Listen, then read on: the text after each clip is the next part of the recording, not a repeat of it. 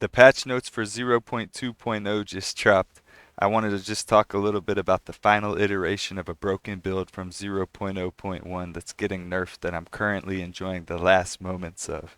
First, let's just go over a few of the things that are going to affect the previously most overpowered build in the game. Trample Toe Overkill no longer applies to Frost Wall. Frost Wall cooldown to 5 seconds as opposed to 3, making it also not instant even with the perfect Temporalis. Choir of the Storm now does Lightning Bolt and not Greater Lightning Bolt. Spell Cascade no longer works with trigger skills. Blink now counts as a movement skill. I'm wondering if that's going to affect cast on dodge or what. The passive tree also lost some jewel slots. Temporalis got a cooldown reduction max of 2 seconds instead of 4, but the previously attained ones will retain their rolls, unless you want to hit them with a divine and get a shittier version. There'll definitely be things to do if you wanted to on standard with a well-rolled Temporalis, but it'll definitely not involve Trample Toe, Choir of the Storm, or Frostwall.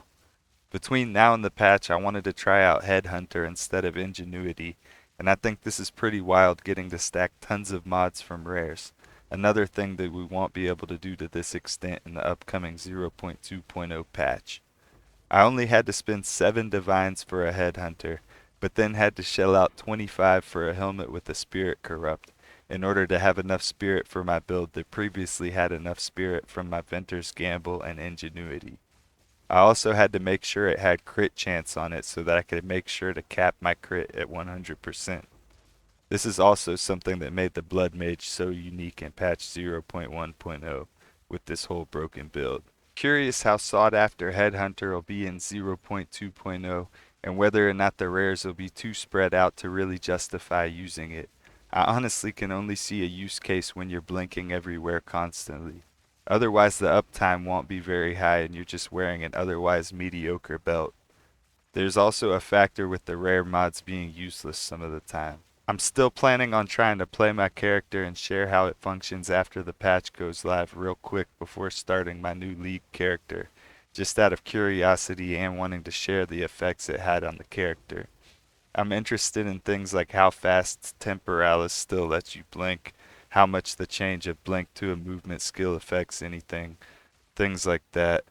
I could very well make plenty of other builds or test things out on standard with the Temporalis, but it won't really be an accurate representation of the new 50% worse version of it that's coming in the new season. I'm curious how sought after it will be at this point now. Ingenuity's also getting a decent nerf as well, so I'm curious how the belt slot will shake up as well, and how good Temporalis will be with a 2 second cooldown reduction in terms of mobility. Because after all, the biggest draw, in my opinion at least, is the mobility that it provides. Alright, so here's the helmet that we got. We literally only needed 21 spirit, nasty life roll on it, mana, rarity, which is going to be getting nerfed as well, crit chance and intelligence. Not bad for 25 divines. I mean, like, it could have been a better base type, but really we just needed the spirit and the crit chance. All this other stuff was just really, really nice rolls of all useful things. 7 divines for this nasty corrupted headhunter. You know, it's really just a slept on item. I really think this being able to blink around to be able to get a ton of uptime on the rare modifiers and have a ton of them stacked up. You know, like sometimes we literally have like 15 of them, 20 of them stacked up just because we're blinking around everywhere so fast. I feel like that's just huge. Melting Maelstrom's even getting a nerf in this upcoming thing. It's literally not recovering all of your mana instantly, so you know, even less reason to do Simulacrum now. But yeah, I'm thinking with this next patch and everything, my new character, I'm probably gonna go Huntress. Probably Amazon, I'm thinking. The other Ascendancy looks more like it's more item heavy and stuff. You probably want to make that maybe as a second character or something. But we'll see. I need to look over the whole patch notes and everything. I was mostly just looking at it from the standpoint of trying to see, you know, how it affected this particular character that I just spent the last 2 weeks going heavy into. So yeah, if you want to see like exactly what this character's using or anything, I mean, shit, there's no point even. But I mean, here's the passive tree. I'm wondering when they remove, because they said they're going to be removing jewel slots. I don't think they're going to be removing any of these. Like they might remove like this one right here or something.